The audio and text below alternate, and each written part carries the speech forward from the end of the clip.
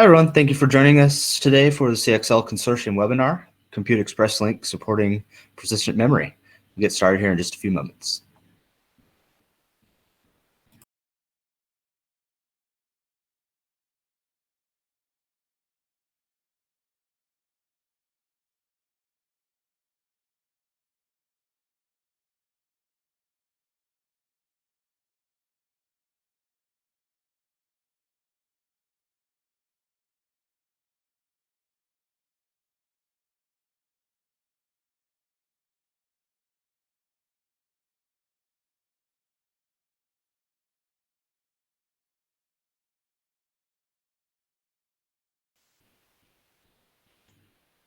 Hi, everyone. Thank you all for joining us today for the CXL Consortium webinar, Compute Express Link Supporting Persistent Memory.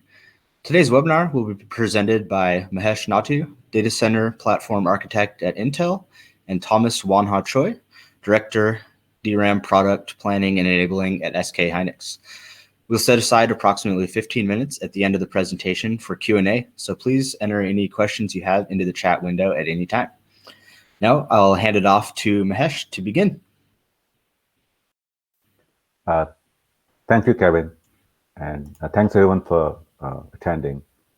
So before we get into the main topic, let me set up some context. As everyone here is probably aware, right, there have been significant changes, right, in the industry over the last few years, right? Cloud computing is everywhere. There's just tremendous growth happening in the areas of AI, machine learning, and analytics in terms of processing data, more and more data. And now we are seeing that the network and edge, right, which used to be standalone entities, are now, right, becoming more like clouds. So with these and other changes, right, industry is looking to solve a number of key problems. So next slide, please.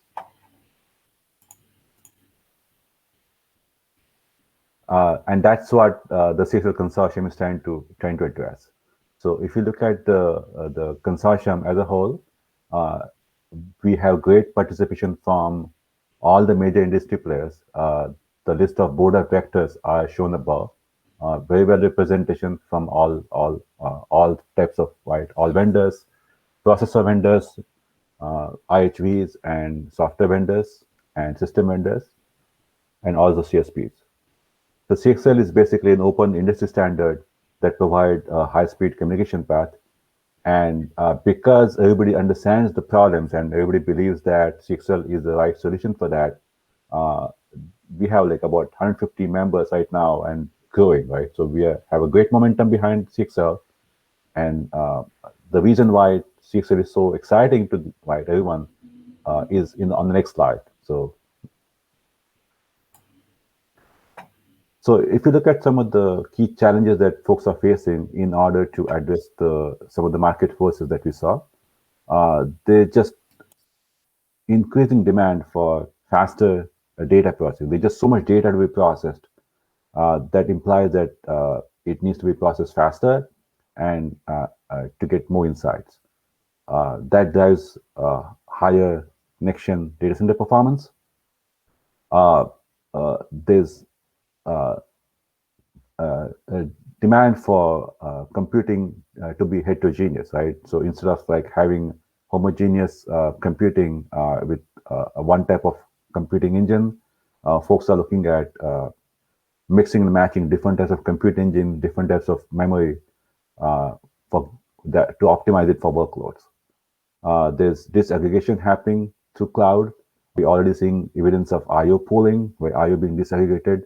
There's great interest in memory also being separated out. So the compute node and the memory node are sort of in a separate box in a chassis, and you can do mix and match and pooling of memory. There's obviously need more memory capacity bandwidth as the data, right, needs to go up. You need more memory to feed the data, store the data. And the problem that everyone is struggling with was that there is not a great industry standard that's open for everyone to participate that defines an interconnect that meets all these above challenges. So that's where CXL comes in. Like I mentioned, CXL is an open standard.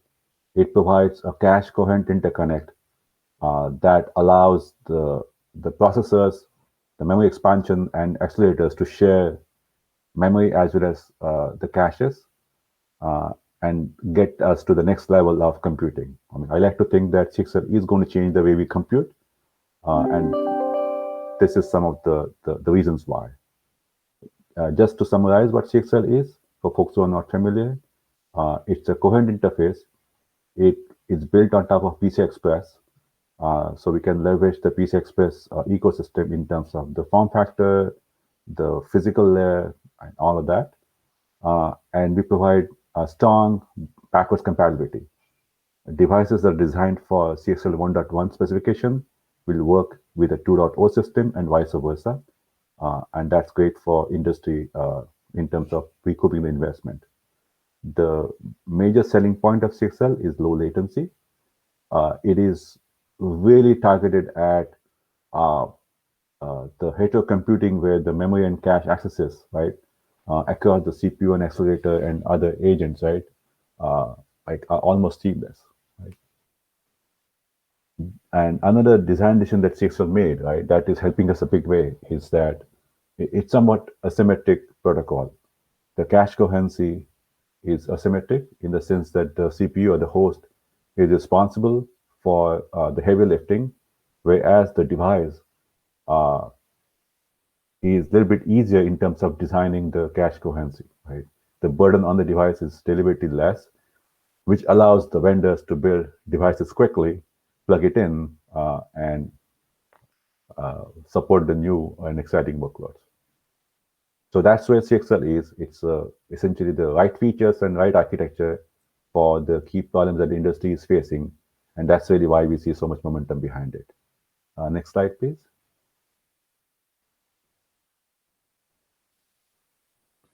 So where does persistent memory fit into the whole scheme, right? So persistent memory is one of the key usage that CXL. So CXL, if you have attended the previous webinars, and if you haven't, I would encourage you to go look at these either on the CXL Consortium or on the Bright Talk. CXL has three key usages: Type 1, Type 2, Type 3. Type 1 and Type 2 that are shown on the left side are accelerators. Type 1 has no memory. Type 2 has memory that's cache coherent with the system memory. Type 3 is where we'll focus on today, and specifically in Type 3 devices, persistent memory devices. So Type 3 devices are basically memory expanders that communicate with the processor using sort of two sub-protocols of CXL. CXL.io, which is for enumeration, CXL.memory, which is for a memory protocol that's transactional in nature. The processor or other CXL agents like Type 1 or Type 2 can use these interfaces to communicate with the memory expander device just as if they were native attached DIMM memory like of today. And the memory expanders can be used, or Type 3 can be used for a couple of reasons. Right? It's a good way to add more bandwidth to the system. It's also a good way to expand the capacity. But the other key one that is getting a lot of interest is being able to attach persistent memory devices to the CXL interface. And I'll get into why persistent memory and CXL are really a good match in the next slide. So just before we go in there, right, some little bit background on persistent memory for folks who may not be totally familiar with that. So some of the key aspects of the persistent memory, or PMEM as it's called, are it's byte addressable. Again, differentiate that with NVMe, which is block addressable. Generally has lower latencies when you compare it to SSDs. It is cacheable when attached to CXL versus NVMe, which is PCI Express attached, is uncached. Persistency means the data has to stick around after power loss, unlike DRAM, where when you lose power, the DRAM will lose its content. And generally, these have a larger capacity versus DRAM, driven generally by use of different media. But these are general characteristics and benefits of the PMEM. And industry is finding there's a number of workloads that are benefiting greatly from PMEM. Good examples are the standard databases. Some of the bottlenecks that the databases have is logging journaling, and PMEM allows speeding up those operations, thereby speeding up the entire process. Recovery can be instantaneous because there's no need to go back to the disk and like fix up any error that may be there. Analytics, AI, ML, uh, again, they are data hungry applications. They need real time access to large data sets, right? And PMEM helps there greatly. Again, they do need to do checkpointing, and that can be a bottleneck in the overall performance. The PMEM helps there too. Storage is PMEM is used for caching and also for adding a new tier to the storage hierarchy. Again, improving performance and flexibility. HPC also, there's exciting usages. Again, HPC also tends to use checkpointing a lot to make sure the data is not lost across these checkpoints, and that overhead can be significant. So PMEM helps there too. And again, there's more applications that industry is developing and realizing can benefit from this exciting and breakthrough technology. Again, just to summarize, right on the right hand side shows a picture where a CXL PMEM device is attached to the processor through CXL interface. And you can see the green block indicating that the processor is now able to cache the PMEM content, right? Unlike NVMe, where the processor is connected to PCI Express and there is no caching. So that's a fundamental difference that CXL brings to the table. Next slide, please. Let's get into why I'm arguing that the CXL is an ideal protocol for attaching the PMEM. So first of all, it's a transactional protocol. You can see the picture below. On the picture, it shows a home agent, host, right? Typically, this would be the processor. And a memory controller device on the right-hand side, which would be the PMEM device. Right? And if you see, the transactions are of the request and response type. There's request that the home agent or the CPU will send, processor will send to the device, and the device will respond. They can be read request or the write request. Those are the ones that are shown with data. And the device may respond with or without data. But the key thing is transactional, which means the controller on the device is able to insert delays. And that's important, right? Because PMEM media often have longer latencies, or they may have variable latencies because of the media management operations that sometimes have to happen. So the protocol nature being transactional helps greatly. The other key aspect is the CXL.mem has the abstraction level that we've chosen is higher than what you would see typically for, let's say, DDR. The memory controller and the media are abstracted from the CXL MEM. As you can see, the processor or the other agents can send memory request and just get data back, right? There is no notion of type of media that's used. It's completely hidden behind the type 3 device. And again, it allows industry to innovate and build new media types, experiment them, do mix and match, different types of memory controller architectures. All of that, right, is completely part of the type 3 device, right? And the vendor can design based on the product needs. Some of the things that we added to CXL 2.0 that also help with the PMEM is called memory QoS. One of the challenge that systems have when in a heterogeneous memory configuration, for example, a system that has both DRAM as well as persistent memory, is that there could be a performance difference between the two, right? Like I mentioned, it's often the case that the PMEM may have higher latency, potentially lower bandwidth compared to DRAM. So that may lead to head-of-line blocking, meaning the PMEM accesses can block transactions going to DRAM and slowing down the entire system.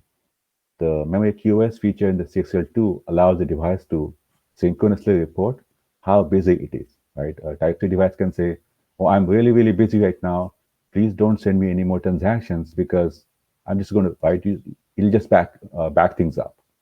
So using that feedback mechanism, the processor or the other agents that are requesting can make intelligent decisions regarding when to send more requests to the PMEM device and when not to, and allowing the DRAM access to make forward progress in parallel. Again, some of these things are very well described in other webinars that have been aired before, so I encourage you to go look at those. The other thing that was added in CXL 2.0 is the few things actually added based on the industry feedback is ability to interleave memory and configuration of the memory device, right, using a standard register interface. And the third thing that I'll talk about is global persistent flush, often called a GPF. So let's get into the memory interleaving and then take it from there. The next slide, please. So this picture shows how CXL 2.0 allows memory interleaving. Right? Again, this is a feature that was added in CXL 2.0, but can be leveraged by CXL 1.1 devices as well. So inherently, performance requires higher bandwidth, and interleaving is one way to essentially get effectively higher bandwidth by spreading the accesses across multiple devices. And this is a common technique used in DRAM, where the the memory DIMMs can be interleaved to get effectively higher bandwidth. Right. So in the CXL case, similar things can be done. So the example on the right shows an 8-way interleaved CXL device. So all the way at the bottom, I'm showing 2 devices, but imagine there's a total of 8 devices at that level, and using the decoders in the processor as well as the CXL switch. These 8 devices can be interleaved in this example shown at 1K granularity to effectively get better performance. So again, probably should refer to the CXL specifications for some of the details as to how this works.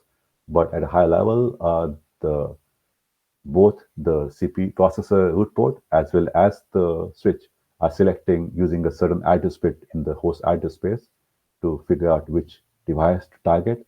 And the device, when it receives the address, is now converting the address, the host physical address or HPA, into its local address, and then responding to the request. So from the device perspective, it is 8-way interleaved at 1K granularity, which means the address range, the first 1K address will go to the first device, the next 1K chunk will go to the next device, and so on and so forth. And after the 8K, after 8 of these, it'll go back to the first device and keep going. So this helps performance greatly and is expected to be widely used. Next slide, please. The other key aspect, and sometimes this gets sort of overlooked in terms of the benefit, but it's really, really critical. And let me take some time to explain what this is. So persistent memory, right, specifically requires significant management and provisioning support from system software. An example would be a persistent memory device may need to be partitioned, right?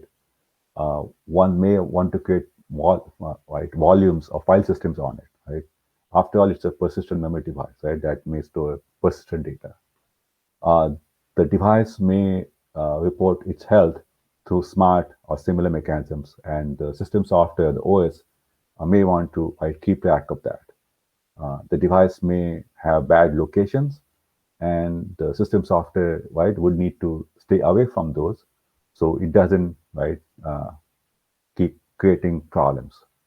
So And one other challenge that we faced going to CXL when we wanted to look into the PMEM, expanding the PMEM in CXL was uh, that there was not a standard interface by which the OS could do it. And obviously the problem with that is then each vendor that builds a PMEM device needs to create its own driver and need to make sure every OS, right, or OS distribution has that driver included. And that can be a big challenge for ecosystem and get in the way of enabling the devices, right? So what we did is in the CXL specification, we defined the standard register interface. So the OS software can manage the CXL attached memory device, again, that includes PMEM as well, uh, in a standard way.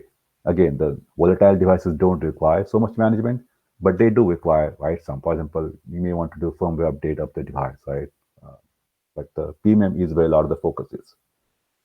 And what that gives us is ability to create a generic memory device driver. Uh, and so every OS can just have a standard memory device driver that works for every memory vendor design as long as they follow the spec. Again, the vendors are allowed to build vendor specific features and produce a vendor specific driver. We're not preventing that. That's obviously a good thing. But having the standard driver essentially uh, speeds up the enabling, the ecosystem, software distribution, all of those stuff. And I think that's a great benefit that the CXL brings in terms of persistent memory enabling. Because as you can see later in Thomas' slide, uh, it's still a new technology and uh, it, there's some challenges, right? Getting everyone to be able to use it effectively, and anything that we can do in terms of enabling ease of use or deployment helps greatly. So in terms of the interface, it looks like it's a number of features or capabilities that can be discovered independently. Software can look at those and then enable them as it sees fit. The device reports its status in terms of health, uh, and most of the device features are accessed through mailboxes, right? Where the host or CPU the CPU software will issue a request and device will provide a response. These commands generally handle things like reporting errors, right? Managing the health, getting alerts, partitioning. I mentioned about creating file system and data at rest security like passphrases. So we had defined commands for those doing those things in a standard way. And like I mentioned, vendor specific extensions are allowed, right, for vendor add. But most of the basic features that someone needs to get a system working are already part of the spec.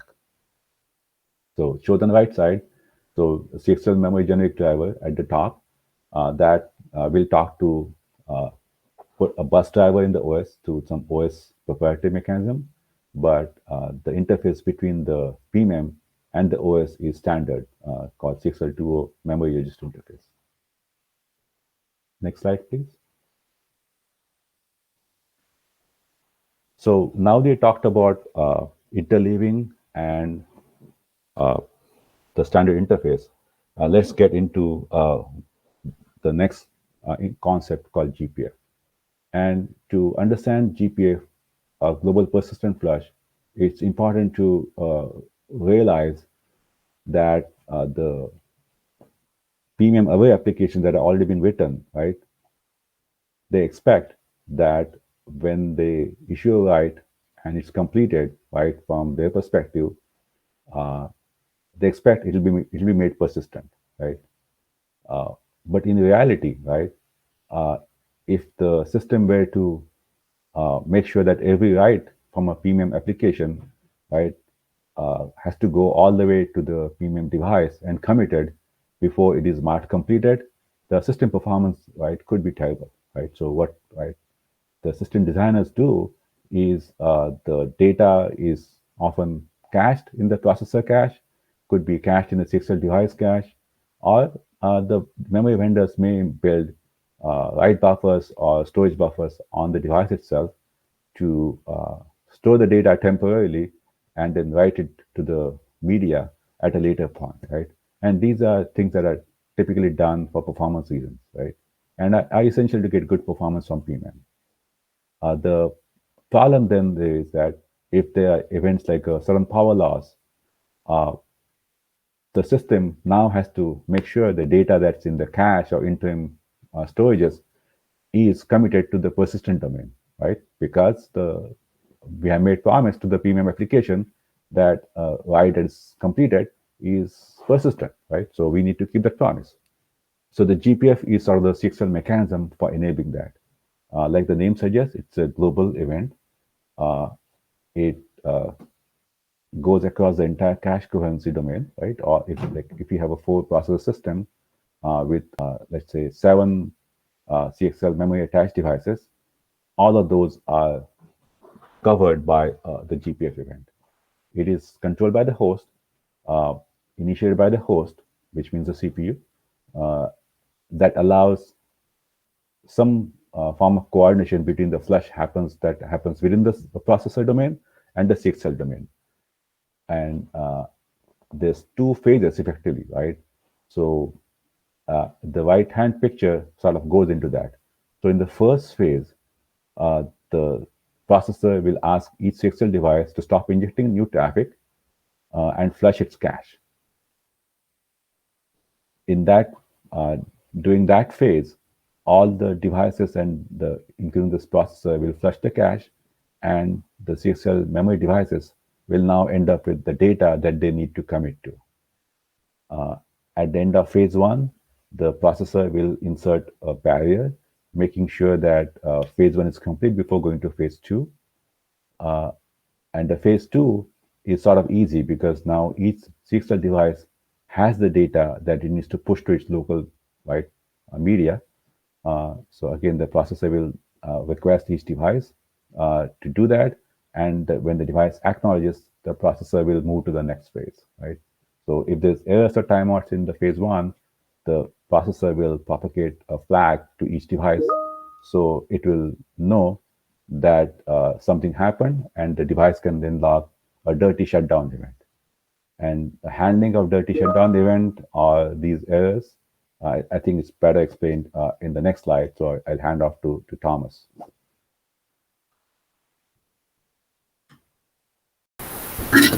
Thank you, Mahesh. I'm Thomas, short from SK Hynix, and I would like to explain mainly on failure management of persistent memory features, form factors used for persistent memory, and the challenges ahead.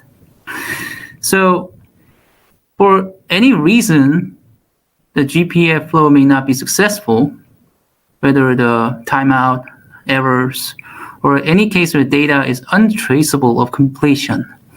That's where we claim as a dirty shutdown state. So we keep track of device internal state called shutdown state, which is set dirty when the GPF flow is not successful. And then we keep track of the dirty shutdown count, DSC, where incremented when the shutdown state is claimed to be dirty. And this dirty shutdown count is exposed by a get health info, which is mailbox command. And we must account for DSC from other devices in the interleave set for the persistent memory to make sure that every device within that interleave set is in the clean state, or if anything is dirty, then we need to keep track of it. So in the below, I try to organize under 3 different scenarios on how these DSC and shutdown state are managed. So when the device is not in use, waking up from the reset, and you check the shutdown state whether it's dirty from the previous run. Then if it is set dirty, then you increment the dirty shutdown count to let the host know, and you change the shutdown state back to clean. If it was clean anyways, then do nothing. When the device is in use, you execute the GPF flow, and then you launch the mailbox command called set shutdown state. Now you check if the GPF flow has been successful, then it remains clean. But if it's not, for any reason, then the shutdown state should be set dirty. So in the case where the flow is successful and you go to normal shutdown, then you can start your normal shutdown flow and you launch the mailbox command, the set shutdown state, and the shutdown state should be remaining clean. So when you go wake up from reset the next time, you should be able to consistently check the shutdown state, whether it's a dirty, and keep incrementing the dirty shutdown count, which is a monotonic counter. So this is a simple mechanism that you allow to handle this GPF failure. And the next slide, please.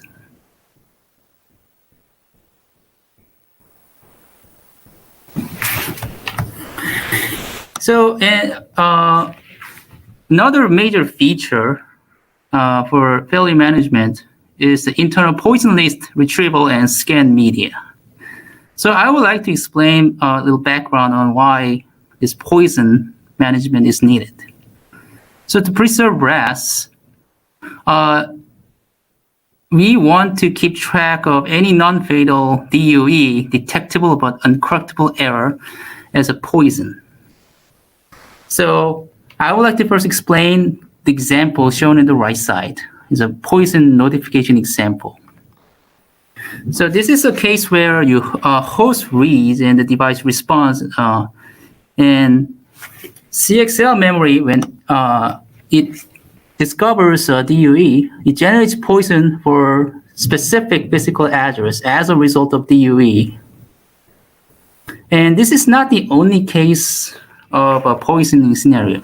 So there is another case not shown in the diagram, but host generates poison where DOE is found in say, dirty cache line in last level cache and being evicted to the CXL memory. That's where you need a poison location in the source within the communication.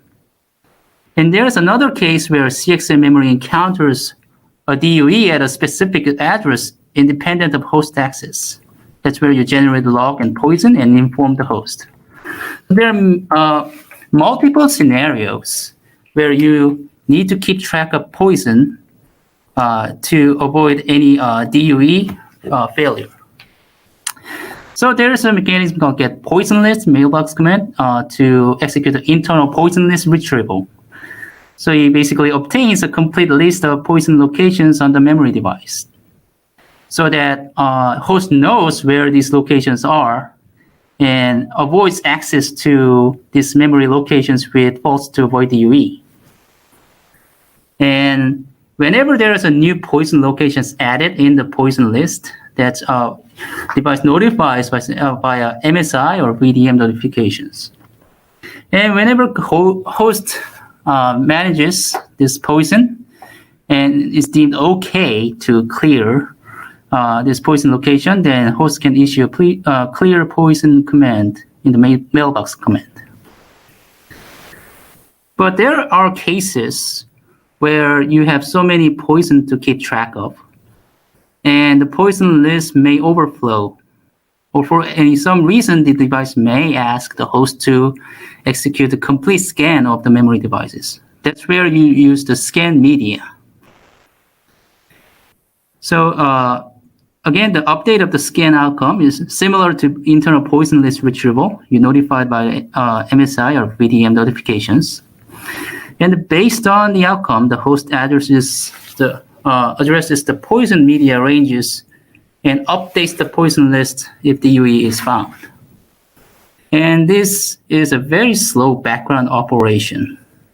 So the host will try to avoid doing scan media when there are many runtime operations needed and lots of memory requests to handle in the CXL memory. And you should be aware that if in cases the number of errors happening are so large that the mailbox is full, then this scan media may need to stop. But our expectation is that will rarely happen. So there shouldn't be much of the worries on having the mailbox full unless there's a significant problems found in the device. So next slide, please. Now, I would like to explain more about the form factors for CXL persistent memory. For CXL persistent memory, we plan to use all form factors supporting PCI. And I added some major candidates to use for the CXL persistent memory. First example is the EDSFF-E1.S. And the second is EDSFF-E3.S or E3.L. And the third one is add-in card. So I would like to explain the major factors associated in terms of the comparing with the DDR server DIMM, because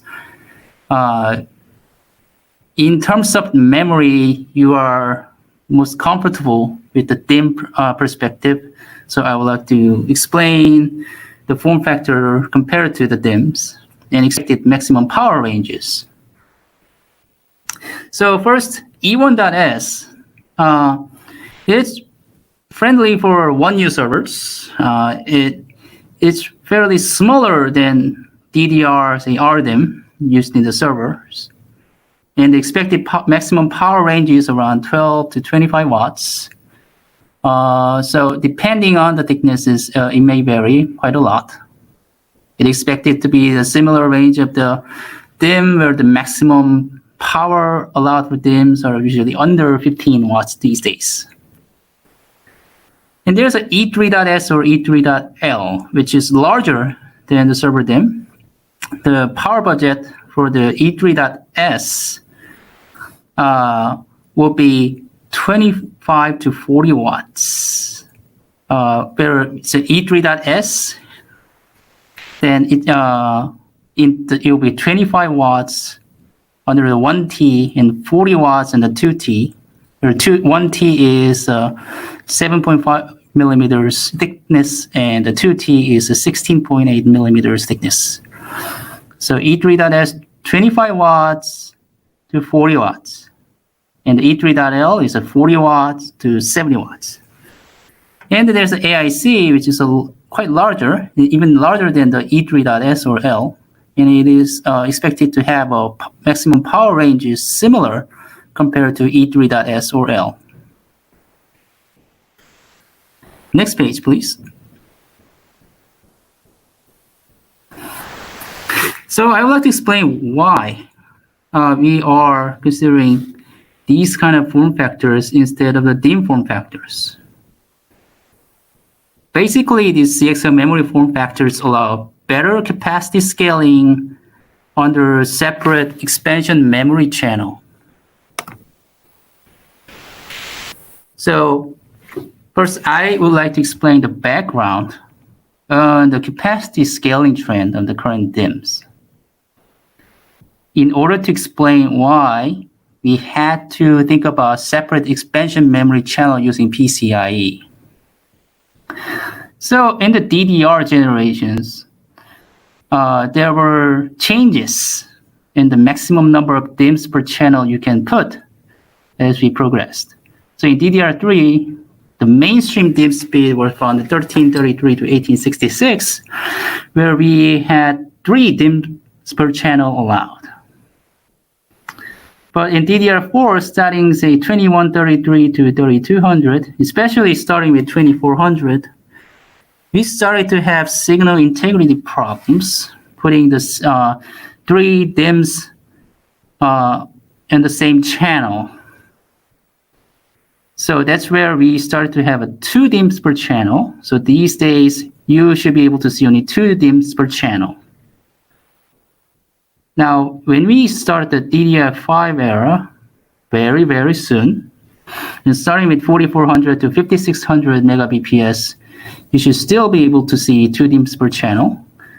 But our forecast, based on the signal integrity analysis these days, is that beginning 6400 megabps, 1 DIMM per channel era may be inevitable. I believe this also was addressed in the previous webinar in the memory last year. But when it comes to 1 DIMM per channel, this high speed restricts both capacity scaling and flexibility to allow persistent memory with relaxed bandwidth. So if you only are allowed to put one DIMM per channel, then putting any memory with more latency, being persistent memory, compared to, say, DDR DIMM, then the performance may be very risky because you're going to put quite slower memory in the channel, and you don't have any complementing DIMMs to back up the throughput. So that's where you will have problems using the DIMM channel for this persistent memory or storage class memory. So on the right side, it explains on how EDSFF or AIC offers more advantages. So on the DIMM channel, you see the DDR channel and the by64 IOs. In the DIMMs, it will have less tolerable power budget, 15 to 18 watt. Even the high-speed 18 watt may be feasible with some changes on the memory system, the CPU topology. But going over 20 watt probably is very risky under the current memory system architecture that directly attaches the DIMM very close to the CPU. And it's less flexible in form factor scaling up, and it will be more restricted in stacking options. What I'm saying is it will be very harder to stack without TSVs. And when it comes to the TSVs, you have to worry about the powers and thermals, and also the cost may be an issue. But in the CXL and PCIe, in the by 4, by 8, or by 16, you have more tolerable power budget. I would expect you will have more than 25 watts allowed for persistent memory. You have more flexible in form factor scaling up. And it will have a less restriction in stacking options, meaning more room to explore non-TSV options with more area allowed and more power allowed. And you have a more hot plug, more feasible. So that's why we see a lot better potential in capacity scaling under the CXL and PCIe expansion memory channel. Of course, the DIMMs will remain as the interface that provides throughput, bandwidth, performance, and it will provide some moderate amount of capacity scaling. But there are many emerging applications, AI, in-memory compute, that requires a lot higher scaling rate than ever before. So in terms of the capacity scaling, this CXL interface alongside these CXL memory form factors will provide you better values in capacity scaling. Next slide, please.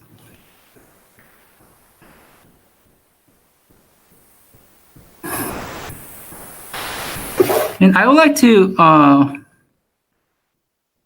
answer some or provide some opinions based on a lot of customer and partner feedbacks in the persistent memory, especially on the challenges ahead. So I've been hearing many questions on when this persistent memory will thrive, but this is a completely new paradigm in terms of the memory, and more experience are still needed in enabling these new features. This enabling persistent memory, I believe, still is at the early stage, where some features need to reference the existing literature, especially DRAM-based, but some others need a completely new paradigm. So example of new features applied to PMEM hardware includes power management, RAS, and security. And especially in security, there was never good literature for the memory itself. Usually all the security management has been done in the CPU, which has been for a very long time. So applying these features, although there has been many efforts to enable these features for the last 4 to 5 years, still more works are needed to make sure that existing literature are appreciated and also new paradigm is respected. And the second point I want to make is the infrastructure readiness, both hardware development and the software infrastructure. Hardware development will be still a challenge in order to address the throughput scaling. Although the CXL memory may be focused on the capacity scaling in terms of the persistent memory or storage class memory, but still you need some moderate amount of throughput for this, say, tiered memory.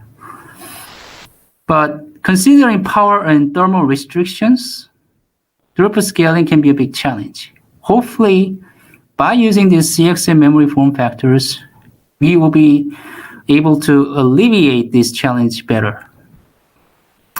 In terms of the software infrastructure, the groundworks are done with the PMEM libraries and all the software infrastructure work done for the last few years. But more explorations are still needed for general purpose applications. Of course, the definition of general purpose applications may start to vary in the future with the emergence of these new applications, but more different than like existing DRAMs, then more works are needed in general purpose applications to understand how to use this persistent memory well.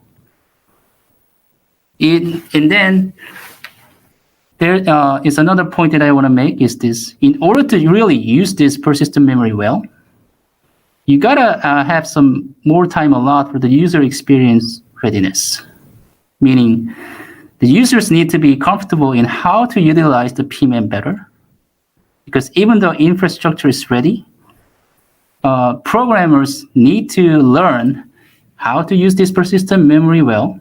So we expect that still a few more years are needed for the users to learn how to utilize these.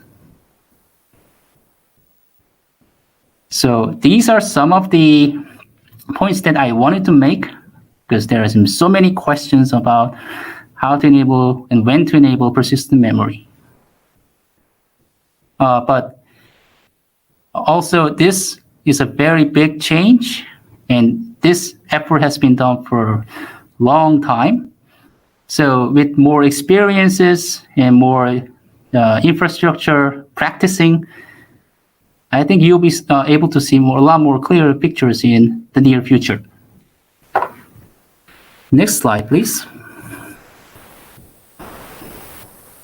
So in summary, the CXL Consortium momentum continues to grow. Right now, 150 plus members and still growing, responding to industry needs and challenges. And CXL is very ideal for attaching persistent memory.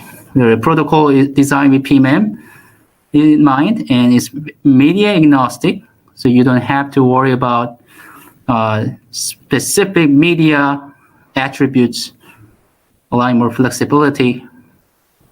In the generic driver model is software enabling, robust RAS and reliability features, and a variety of form factors enable innovative system designs. And also, one thing I wanted to mention again was that as we get into more concepts in the CXL memory, including the pooling and the switching concepts, farther it comes from the CPU to the memory, I think more opportunities will come with this persistent memory, maybe with a relaxed latency or with more flexibility in the persistence in the software. Even though challenges are ahead, I think we will be able to have more answers in how this will be enabled in the future. So join CXL Consortium and follow us on YouTube, Twitter, and LinkedIn for more updates. And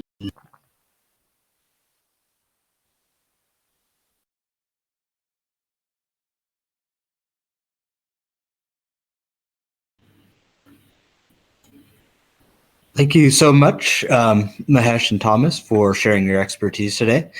We'd like to encourage everyone interested in learning more about persistent memory in CXL to visit our website, computeexpresslink.org, to view the educational resources, white papers, and CXL technical trainings. So we'll now go ahead and begin the Q&A portion of the webinar. If any of our viewers have questions, please submit those via the BrightTalk chat window. So our first question is, persistent memory includes NV DIMMs as media, not just Intel's Optane memory. Is this correct? Yeah, it's a little confused by the question. So let me try to define persistent memory, right? It can use different types of media, right? It's not really specifically tied to the media that's used on NVDIMMs, which is tend to be flash, or it's not tied to the media that Intel uses, right, in Optane. So when we say CXL PMEM, it can be different types of media, different types of controller designs, right, all attached to CXL, but in the end provide persistent data storage with some of the other characteristics that I mentioned earlier. And that's really what, so it's yeah, it covers a lot more than what you're mentioning here. Great. So the next question is, what is the standard register interface in CXL? Can you expand upon that? So if you're familiar with the NVM Express register interface, it's very similar in nature.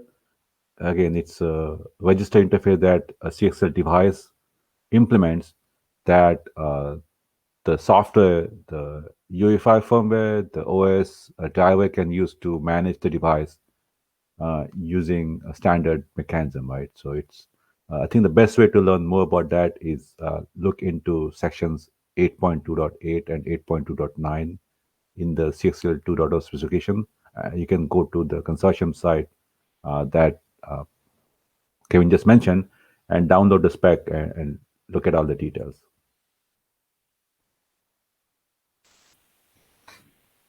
So our next question is, what is the preferred form factor for CXL persistent memory?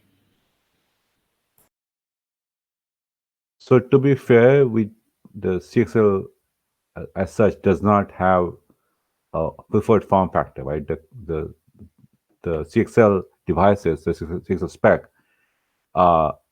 would essentially allow all form factors that can fit into all form factors that PCI Express, for example, allows, right? So folks are looking at form factors like EDSFF, right?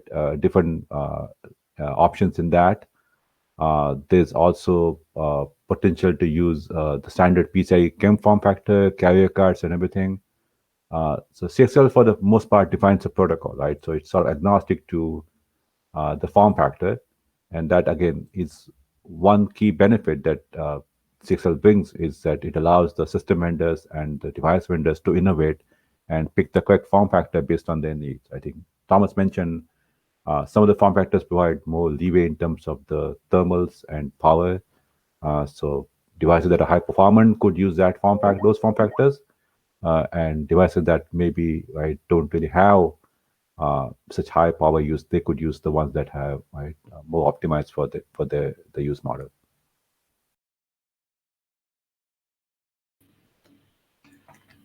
Okay, the next question is in reference to the poison list that Thomas had mentioned. So they're asking, shall I take it as kind of bad block list that the host uses and prepares the list, and not to use those list of addresses? And then the second question is there an open source driver support Linux inbox persistent memory and any sample reference driver? And then the third part is, how will persistent memory with respect to SLD or MLD? Okay, so let me take it one by one. To answer the first question, yeah, your analogy is exactly correct.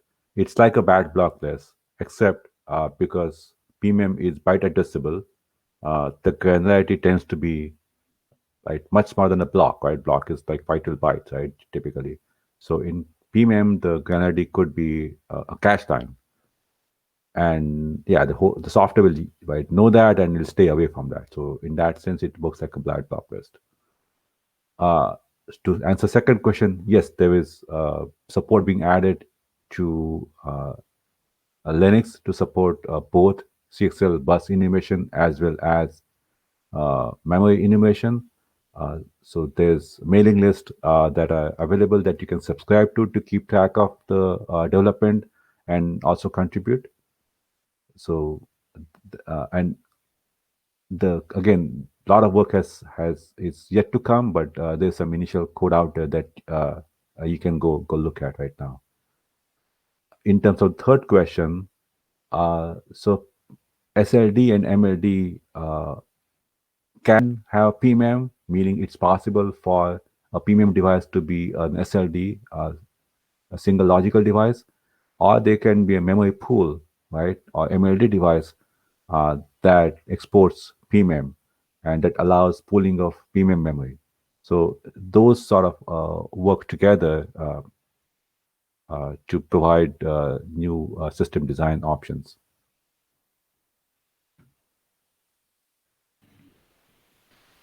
Great, thank you. The next question here is, what are typical latencies when persistent memory is used through a CXL switch when interleaving? So again, a lot of it would depend upon the individual switch design, the latency that it introduces, and to a great extent, the PMEM media, right? So the different media that are used for persistent memory tend to have very different latency characteristics as well as the bandwidth characteristics. So it's kind of hard to put a number down, but like I mentioned, the CXL protocol has a sort of a transactional nature, so it can tolerate longer latencies as well as more variability in terms of the latency, a longer tail, for example. But yeah, I mean, generally the PMEM latencies would be higher than the volatile, and because the media latencies seem to be high, moving them behind CXL and the latency adder of the switch as well as the CXL doesn't really seem to change the performance that much. So it would be pretty comparable to like today's PMEM designs in my mind. Great. I think we have time for one more question. You mentioned non-fatal errors, but not fatal errors. Can you enlighten what happens if there are fatal errors? So if the device has fatal errors, right, that are exposed to the system, the CXL spec defines a capabilities that is called viral. It is for handling fatal errors and creating error containment.